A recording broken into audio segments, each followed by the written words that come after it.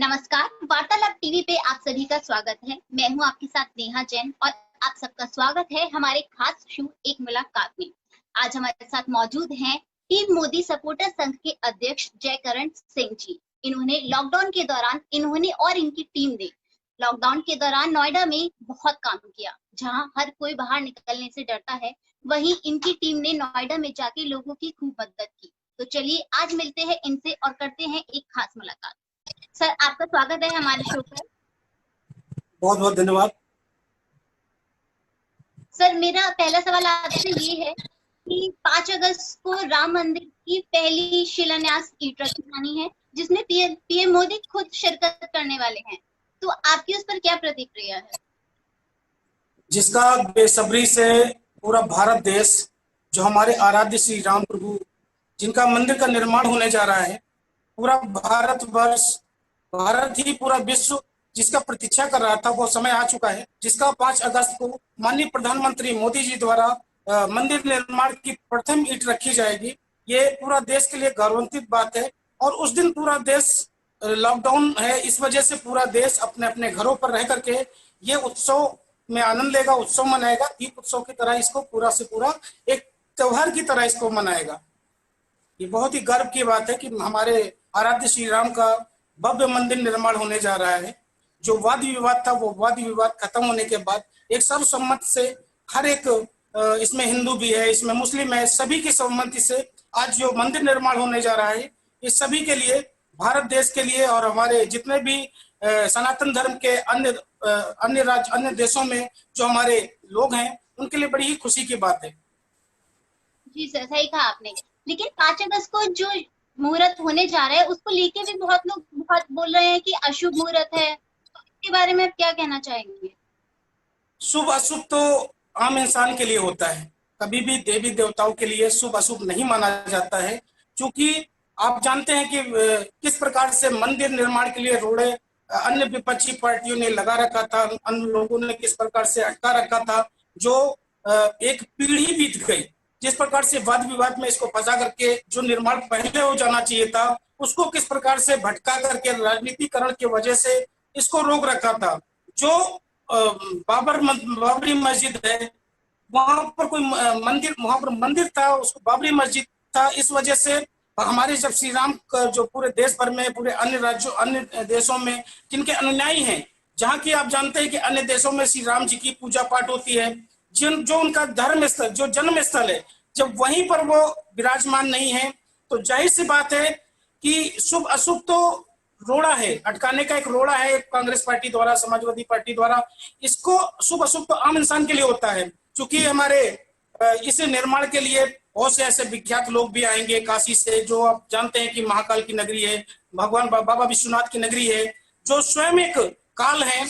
उनके आगे किस प्रकार से ये शुभ अशुभ मुहूर्त माना जाता है। फिर भी 12:15 पर 32 सेकंड के लिए शुभ मुहूर्त का भी निर्धारित किया गया है कि उस समय 32 सेकंड के लिए एक शुभ मुहूर्त है, उसमें पूजा पाठ माननीय प्रधानमंत्री मोदी जी द्वारा किया जाएगा, वहीं से निर्माण कार्य शुरू किया जाएगा। आप जानते हैं कि शुभ अशुभ हम लोगों के लिए होता है, आप लोगों के लिए, हमारे लिए होता है, आपके लिए होता है, कभी भी इष्ट और देवताओं के लिए नहीं होता है। शुभ मुहूर्त की बात रही तो भगवान श्री राम की जब राज्याभिषेक होने जा रहा था, उस समय भी बड़े बड़े विद्वानों ने विचारा था, उस समय भी उनको एक वनवास हो गया था। तो शुभ अशुभ पर मत जाइए।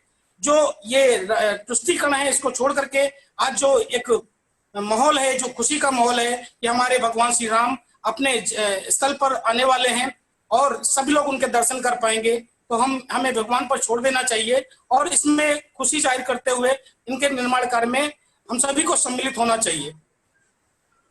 सही कहा सर आपने। भगवान हमेशा शुभ अशुभ से दूर होता है, क्योंकि शुभ अशुभ बनाने वाला भगवान खुद है।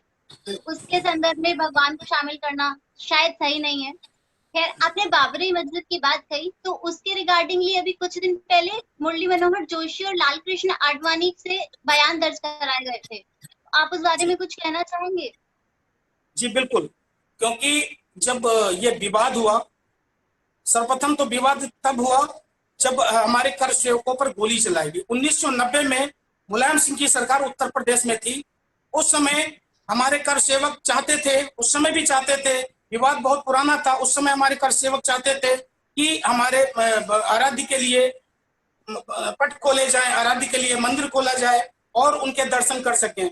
उस समय भी राजनीति के कारण हमारे जो कर सेवक हैं, जो श्री राम के भक्त हैं, उन पर निर्मम हत्या की गई, उनके ऊपर गोली चलाई गई, जिसकी वजह से मौजूदा सरकार मुलायम सिंह की थी, वो सरकार गिर गई। फिर भारतीय जनता पार्टी की सरकार आई। उस समय हमारे मुख्यमंत्री कल्याण सिंह जी थे और चूंकि वाद विवाद इतना हो गया था कि लिखित में बोला गया था कि कोई भी वाद विवाद नहीं होगा, क्योंकि भगवान जो श्री राम के सेवक थे वो नहीं मानने वाले थे। उन्होंने निश्चय कर लिया कि हमें अपने आराध्य के लिए मंदिर चाहिए, अपने आराध्य के लिए किसी भी प्रकार से चाहिए, क्योंकि भगवान सभी के इष्ट होते हैं और किसी की भी आस्था के साथ खिलवाड़ नहीं करना चाहिए। उस समय भी कर सेवक 6 दिसंबर 1992 में कर सेवक अयोध्या में एकत्रित हुए और उन्होंने बाबरी मस्जिद का ढांचा विध्वंस किया। क्योंकि मौजूदा सरकार भारतीय जनता पार्टी की थी, इस वजह से भारतीय जनता पार्टी के हमारे जो मुरली मनोहर जोशी जी हैं और जो कल्याण सिंह जी हैं, उनके ऊपर ऐसे आरोप लगे। इस वजह से उनका खंडन उन्होंने स्वयं अभी कल के बयान में अपने कर दिया है और जो भी बयान दिए हैं उन्होंने अपनी तरफ अपने दिए हैं, क्योंकि उसमें उनका कोई हाथ नहीं था। और ये आस्था की बात है तो ये कर सेवकों द्वारा एक समूह बना करके विध्वंस किया गया था। इसमें उन नेताओं का किसी भी प्रकार से हाथ नहीं था।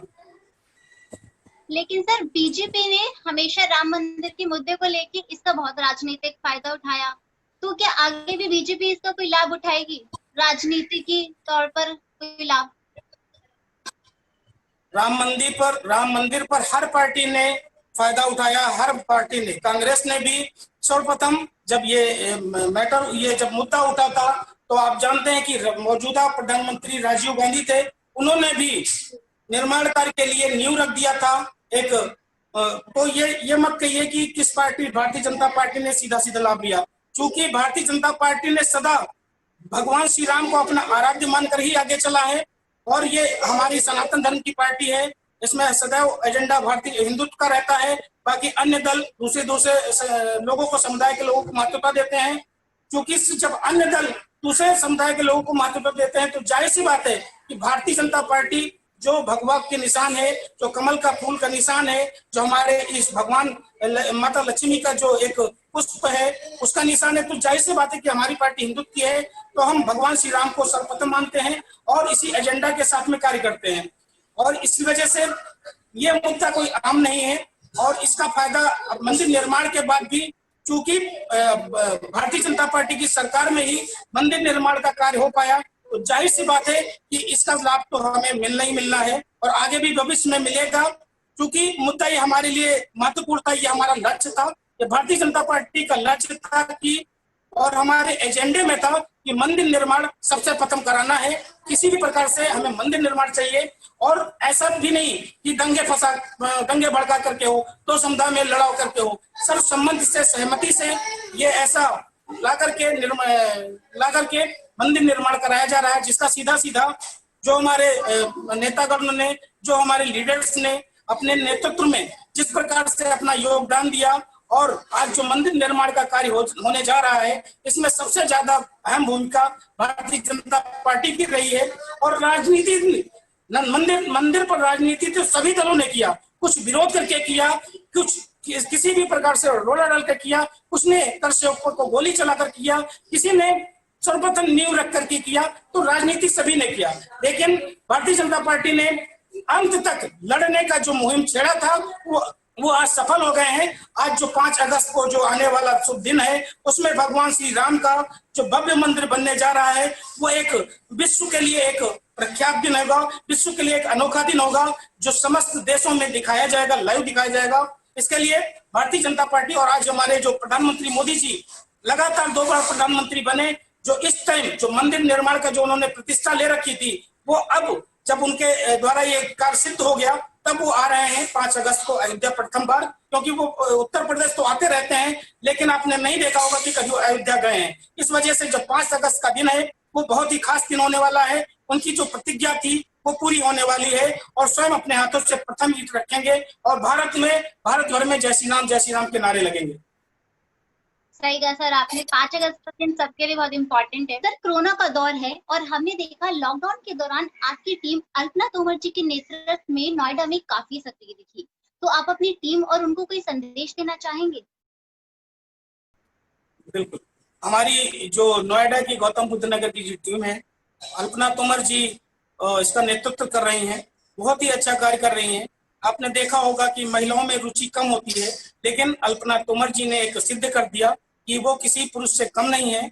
और जिस प्रकार से उन्होंने लॉकडाउन के समय में असहाय लोगों की और गरीब लोगों की जिस प्रकार से उन्होंने अपनी टीम के साथ में मिल करके किया, वो बहुत ही सम्मानीय है, सराहनीय है। इसकी जितनी प्रशंसा की जाए वो बहुत ही कम है। मैं बहुत प्रसन्न हूँ कि हमारी टीम में ऐसे मेंबर्स हैं जो लगातार अपने देश के बारे में सोचते हैं, अपने परिवार के बारे में, अपने संगठन के बारे में सोच करके अपने जो देश के जो असहाय लोग हैं उनके लिए सदैव तत्पर रहते हैं। अपने यहाँ तक कि संकट काल में बहुत से लोग बचते हैं कि बाहर ना निकलें, नहीं तो हमें भी हो जाएगा। लेकिन जो बाहर निकल करके जो आज कर्मवीर योद्धा की तरह जो आज देश के लिए कार्य कर रहे हैं, समाज के लिए कार्य कर रहे हैं, ये बहुत ही गौरवान्वित बात है। और इसमें हमको भी और आप सभी को भी प्रसन्नता होनी चाहिए कि ऐसे समाज सेवी और ऐसे कर्मठ पदाधिकारी किसी न किसी रूप से समाज के लिए कार्य कर रहे हैं और जागरूक करने का प्रयत्न कर रहे हैं। जी सर लॉकडाउन चल रहा है, जितने भी प्राइमरी स्कूल की या कैसे भी बच्चे हैं वो सब घर से पढ़ाई कर रहे हैं। तो देखा जाए तो जो पेरेंट्स है उन पे ज्यादा होमवर्क का या अदर चीजों का ना दबाव बढ़ गया है। तो अभी आपने देखा होगा कि पंजाब, गुजरात, दिल्ली, यहाँ सब जगह जो स्कूल है उन्होंने अपनी अपनी फीस थोड़ी कम करी है बच्चों के लिए, लेकिन यूपी में ऐसा कुछ नहीं किया गया। तो कब यूपी में एक्शन लिया जाएगा और बच्चों को थोड़ा कंसेशन दिया जाएगा और पेरेंट्स को? आपको ज्ञात नहीं होगा, यूपी में भी एक मुहिम छिड़ चुकी है और इसमें भी बहुत से पेरेंट्स ने एक मुहिम छेड़ रखी है कि नो स्कूल नो फीस। जब बच्चे स्कूल जाएंगे तभी फीस दी जाएगी। इस पर माननीय योगी आदित्यनाथ, उत्तर प्रदेश के मुख्यमंत्री योगी आदित्यनाथ जी तक रिपोर्ट पहुंच चुकी है और इस पर एक कोर कमेटी के द्वारा बैठक की जा रही है। इस पर जल्द ही जल्द निर्णय पूरे उत्तर प्रदेश के जो स्कूल हैं उन तक पहुंचाई जाएगी कि आगे हमें किस प्रकार से करना है। क्योंकि लॉकडाउन है, कोई भी रिस्क नहीं लेना चाहता है और कोई भी अपना बच्चा स्कूल नहीं भेजना चाहता है। हर पेरेंट्स के पास इस समय जब कोई काम नहीं बचा है, कोई धंधा नहीं बचा, तो जाहिर सी बात है कि वो फीस कहाँ तक भरते रहेंगे। तो वेट करिए माननीय मुख्यमंत्री जी के आदेश का, जैसा भी होगा वो जरूर बताया जाएगा। पर सर जो स्कूल है वो पेरेंट्स पे बहुत दबाव डाल रहे हैं फीस भरने के लिए, और बहुत सारे स्कूल ऐसे हैं जिन्होंने फीस ले भी ली है। तो क्या वो वापस की जाएगी जब भी योगी गवर्नमेंट कोई ऑर्डर पास करेगी या ऑर्डर देगी? तो क्या वो वाली स्कूल फीस वापस करेंगे जो वो ले चुके हैं? बिल्कुल, अगर ऐसा कोई आदेश आता है तो मुख्यमंत्री द्वारा जी भी ऐसा कुछ दिया जाएगा स्कूलों की कि उनका भी लॉस ना हो। अगर उन्होंने दबाव बनाकर किसी प्रकार से फीस लिया है तो जाहिर सी बात है वो अगर सबके लिए छूट दी जाती है तो उनको भी वापस रिटर्न करना पड़ेगा। इसके लिए हमारे उप मुख्यमंत्री श्री दिनेश शर्मा जी से भी वार्तालाप हुआ था। उन्होंने भी हमको सूचना दिया है कि जल्द से जल्द इस पर एक नया आदेश आएगा जो सार्वजनिक रूप से बताया जाएगा। चलिए सर, आशा करते हैं जल्दी आए और पेरेंट्स को थोड़ी छूट मिले फीस में। Thank you so much sir हमारे शो पे आने के लिए। तो ये थे हमारे साथ। थैंक यू सर जी। अब आपसे फिर मुलाकात होगी एक नए गेस्ट के साथ इसी शो पे। तब तक के लिए दीजिए इजाजत। नमस्कार।